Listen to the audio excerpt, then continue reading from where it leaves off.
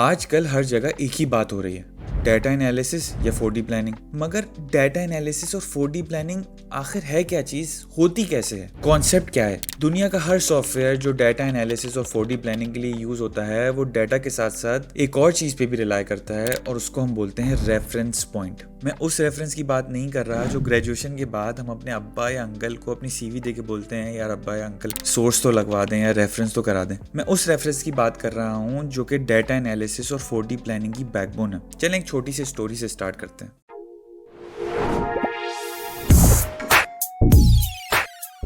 चले मैं आपको इस तरह एक्सप्लेन करता हूँ कि 4D प्लानिंग दो चीज़ों का कॉम्बिनेशन होता है, 3D मॉडल और शेड्यूल। 3D मॉडल एक वर्चुअल पिक्चर होती है हमारे प्रोजेक्ट की, मतलब फिजिकल बनने से पहले हम उसको वर्चुअली कंस्ट्रक्ट करते हैं किसी सॉफ्टवेयर के अंदर। और शेड्यूल हम इसलिए बनाते हैं कि हम अपने प्रोजेक्ट को कब स्टार्ट करेंगे और कब खत्म करेंगे और इन बिटवीन जो एक्टिविटीज होंगी वो कब स्टार्ट और एंड होंगी। 3D मॉडल को और शेड्यूल को जब मैं जोड़ दूं तो ये 4D प्लानिंग कहलाती है। 3D मॉडल और शेड्यूल को जोड़ने के लिए मुझे एक रेफरेंस पॉइंट की जरूरत पड़ती है। मतलब अगर 3D मॉडल में मैं किसी वॉल के बारे में बात कर रहा हूँ तो शेड्यूल में भी उस वॉल के बारे में बात करूंगा, तो एक रेफरेंस बनाना पड़ेगा। अब वो रेफरेंस मैं अपने काम करने के लिए बनाऊं या ऑल ओवर द प्रोजेक्ट बनाऊं, ये मेरे ऊपर डिपेंड करता है। सिमिलरली अगर मैं इस 4D प्लानिंग को एक स्टेप ऊपर ले जाना चाहूँ, मतलब 5D प्लानिंग करना चाहूँ, कॉस्ट भी डालना चाहूँ, तो मेरे शेड्यूल और मेरे कॉस्ट स्ट्रक्चर के अंदर भी एक रेफरेंस पॉइंट मौजूद होना चाहिए। मैं अगर शेड्यूल में वॉल की बात कर रहा हूँ तो मेरे कॉस्ट स्ट्रक्चर में उस वॉल का भी सेम रेफरेंस पॉइंट हो। तो जब मैं ये सारी चीजें सॉफ्टवेयर में डालूंगा और मुझसे रेफरेंस पूछेगा कि भाई 4D का कौन सा एलिमेंट को शेड्यूल के कौन से एलिमेंट से जोड़ना है और शेड्यूल के कौन से एलिमेंट को कॉस्ट के कौन से एलिमेंट से जोड़ना है,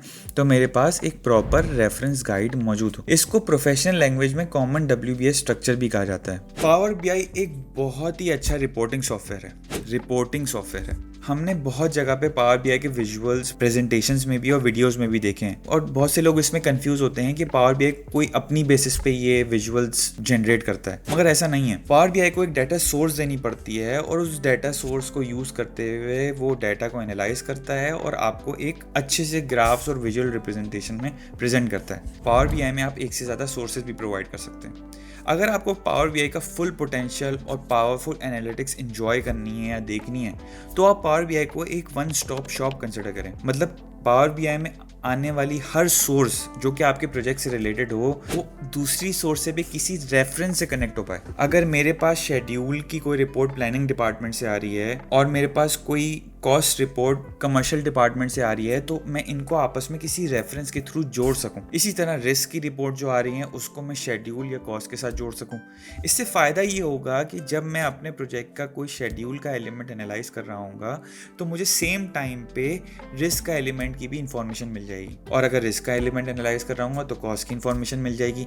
मतलब मैं एक ही स्क्रीन पे बैठ के बहुत सारे डिपार्टमेंट का डाटा एक ही टाइम पे एनालाइज कर सकता हूँ। मुझे बार बार डिफरेंट रिपोर्ट्स पे जाने की ज़रूरत नहीं है। मैं एक वन स्टॉप शॉप क्रिएट कर सकता हूँ अगर मैं प्रॉपर रेफरेंस बना लूँ। होपफुली मैं आपको इस वीडियो में जो चीज़ मैं एक्सप्लेन या कॉन्सेप्ट एक्सप्लेन करना चाहता था वो अच्छी तरह एक्सप्लेन कर चुका हूँ। रेफरेंस आपके हर रिपोर्ट के लिए बहुत ज़रूरी है।